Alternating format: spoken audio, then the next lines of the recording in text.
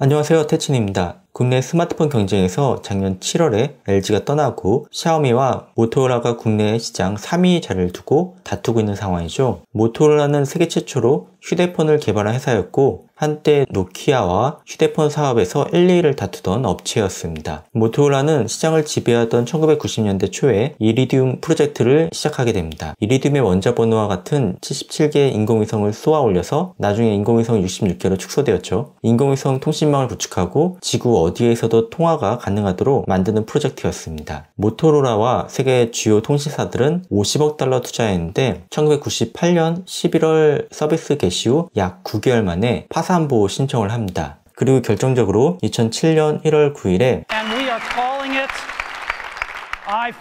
아이폰이 처음 등장하면서 모바일 업계는 스마트폰으로 재편됩니다. 시장의 흐름을 놓친 업체들은 이후에 모두 망했고 모토로라도 2012년에 구글에 인수되었다가 2014년에 레노버로 매각이 됩니다. 한국은 2021년 레이저폰 출시를 끝으로 2012년 한국 지사를 철수한 이후에 10년 만에 다시 한국 시장에 재진출한 것으로 알고 있습니다. 5월 16일 LG 헬로 모바일을 통해서 모토 G50 5G와 모토로라 엣지 20 퓨전 보급형 스마트폰을 출시했었고 모토 G50은 미디어텍 디멘시티 700을 사용해서 갤럭시 A23 정도의 성능이고 모토로라 엣지 20 퓨전은 디멘시티 800U를 사용해서 갤럭시 A53 정도에 근접한 성능으로 알려져 있습니다. 그리고 엣지 30 5G 제품이 10월 25일부터 판매를 시작했는데 모토로라 최초 자급제 폰입니다. 이 제품은 퀄컴 스냅드래곤 778G 플러스에 8GB 램을 사용하고 있습니다. 나싱폰 1과 동일한 AP를 사용하고 있습니다. 자급제 폰으로 쿠팡 할인 가격 46만 9천원에서 카드 할인가로 44만 5천원에 판매했는데 가격은 지금 영상을 보는 시점에는 다를 수도 있습니다. 통신사 통해서 구매하고 싶은 분들은 LG 헬로 모바일에서도 판매 중입니다. 33W 충전기를 제공해주고 있습니다. USB A to C 타입 케이블과 요즘에는 기본 구성품에서 제외되고 있는 USB-C 타입 이어폰을 동봉해주고 있습니다. 그 외에 유심 제거 핀과 한국어 설명서가 있습니다. 특이하게 기본 케이스가 착용된 상태로 포장이 되어 있네요. 색상은 메테오 그레이, 슈퍼먼 실버 두 가지 색상이 있는데 저는 실버로 구입을 했습니다. 빛의 각도에 따라 색상이 아름답게 변합니다. 우측에는 음량 버튼, 전원 버튼이 있습니다. 위쪽은 근접 센서와 마이크가 있습니다. 6.79mm 두께의 제품입니다. 하단에는 스피커, USB-C 전원 포트, 유심 카드 트레이가 있습니다. 전면에 32메가픽셀 카메라가 있고 그 위쪽에 수화기와 스피커가 함께 있습니다. 한국어를 선택하고 나머지 설정들은 모두 건너뛰기 할게요. 첫 화면에 진입했습니다. 엣지 30은 6.5인치의 배터리 4020mAh 제품이고 5G 제품 중에 가장 가벼운 초경량 155g 무게가 강점인 모델입니다. 케이스를 씌우고 측정해도 174g 밖에 안됩니다. 메인폰으로 사용 중인 갤럭시 S22 울트라 모델이 6.8인치의 배터리 5000mAh 제품인데 케이스를 씌우고 258g, 케이스를 벗기고 229g입니다. 배터리와 사이즈 때문이라고 생각할 수 있는데 아이폰 14 프로 6.1인치가 배터리가 3200mAh, 무게는 217g입니다. 엣지 30의 무게는 들어보면 정말 장난감 같이 가볍다는 느낌을 받으실 거예요. 듀얼 유심을 제거하고 출시하는 제품도 있는데 엣지 30은 듀얼 심을 지원하는 제품입니다. 제품 하단에 심 트레이를 빼주면 양면으로 유심을 넣도록 되어 있습니다. 아쉽게도 마이크로 SD카드 슬롯은 없습니다. 제스처 기능만 간단하게 소개해 드릴게요. 전원 버튼을 2번 누르면 어시스턴트가 실행이 됩니다. 나머지는 넘어가고 3핑거 스크린샷은 세 손가락으로 터치하면 캡처 기능이 됩니다. 빠르게 손전등 켜기는 빠르게 2번 흔들면 손전등을 켤 수 있습니다. 빠른 촬영은 손목을 빠르게 2번 돌리면 카메라를 실행할 수 있습니다. 밀어서 화면 분할은 가운데를 가른다는 느낌으로 쓸어주면 됩니다. 엣지 30은 화면 재생률 144Hz까지 자동 조정이 되고 S22 울트라는 120Hz까지 자동 조정이 됩니다. 엣지 30은 자동 조정을 원하지 않으면 144Hz 단일로 세팅해서 사용할 수도 있습니다. 웹브라우저도 비교해 드릴게요.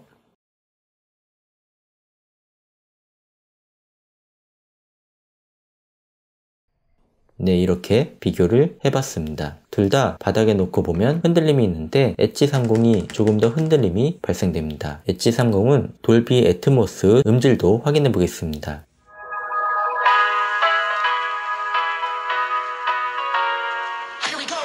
I see the light inside you, bright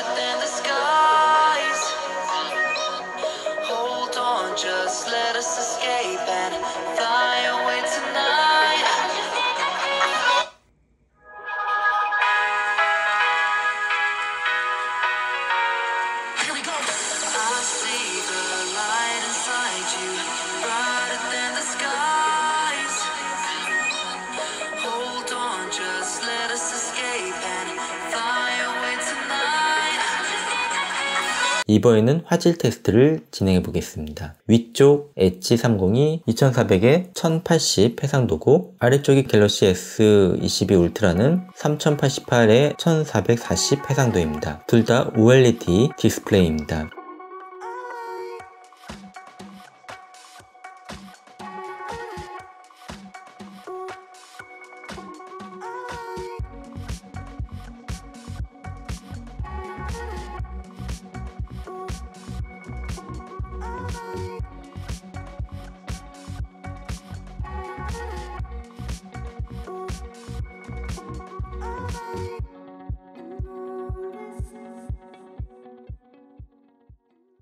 네, 이렇게 화질을 비교해 드렸습니다. 카메라를 보면 갤럭시 S22 울트라는 108메가픽셀 메인 카메라, 모토로라 엣지 30은 50메가픽셀 메인 카메라를 사용하는데요. 갤럭시 S22 울트라는 실사용에서 108메가픽셀 화질로 촬영할 일이 많지는 않아요. 기본 9:16으로 두고 촬영했습니다. 주간 사진을 먼저 비교해 드릴게요.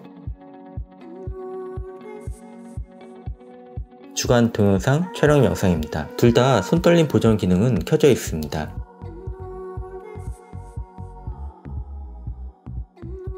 이번엔 달릴 때 흔들림을 어느 정도 억제해 주는지 확인해 봤습니다. 갤럭시 S22 울트라 슈퍼 스테디 기능까지 켰습니다. 다음에는 야간 사진입니다. 모토로라 엣지 30은 야간 촬영 시 조도가 자동으로 개선돼서 인스턴트 나이트 비전이 실행됩니다. 갤럭시 S22 울트라는 야간 모드로 변경해서 촬영했습니다. 야간 동영상 촬영에서 갤럭시 S22 울트라는 욕심부린다고 슈퍼 스테디 기능까지 켜주면 이렇게 어둡게 나옵니다.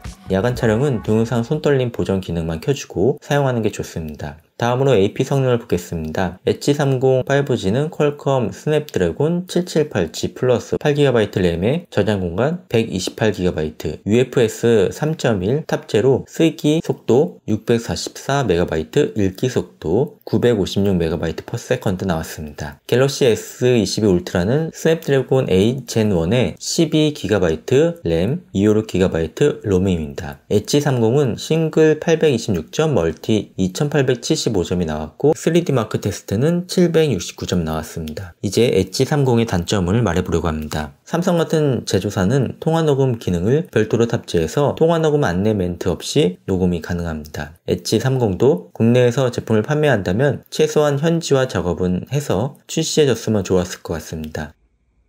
통화가 녹음됩니다. 저는 이 부분이 가장 아쉬운 단점이었습니다. 비공식 방법으로 통화 녹음 소리를 없애겠습니다. 구글 플레이 스토어에서 TTS LEXS 검색해서 설치해주세요. 실행하고 기본 엔진을 변경해줍니다. 이제 통화 녹음을 실행시켜도 통화 녹음 안내 멘트는 나오지 않습니다. T전화 앱을 사용하면 녹음 기능을 사용할 수 없는데 그럴 때는 설정, 앱, 기본 앱, 전화 앱을 시스템 기본값 전화로 변경해주면 T전화 앱을 사용하면서 통화 녹음도 사용할 수 있습니다. 두 번째 단점은 초경량으로 만들다 보니 플라스틱 소재를 사용해서 내구성이 약하고 고급스러운 느낌이 들지 않습니다. 지문도 많이 남아서 깨끗하게 사용하기는 힘들 것 같네요. 세 번째 단점은 무선 충전이 안 됩니다. 그리고 이건 단점까지는 아닌데 서비스로 제공한 보호 필름이 작아서 액정 사이즈에 딱 맞지는 않습니다. 양쪽 끝은 보호가 안 된다는 것도 참고 바랍니다. 10년 만에 국내 시장에 돌아온 모토로라 제품을 소개해드렸습니다. 155g 무게로 여성분들이 사용하기에 괜찮았고 적당한 카메라 성능에 듀얼 유심 지원도 좋았습니다. 그러나 국내 정식 출시된 모델이지만 통화 녹음은 제조사에서 공식적으로 지원해주지 않았다는 것은 아쉬웠습니다. 전반적으로 무난하고 요즘 환율을 고려하면 쿠팡 할인가도 나쁘지 않은 것 같습니다. 구입을 고려하는 분들에게 영상이 도움이 되었으면 좋겠습니다. 오늘 준비한 영상은 여기까지입니다. 시청해주셔서 감사합니다.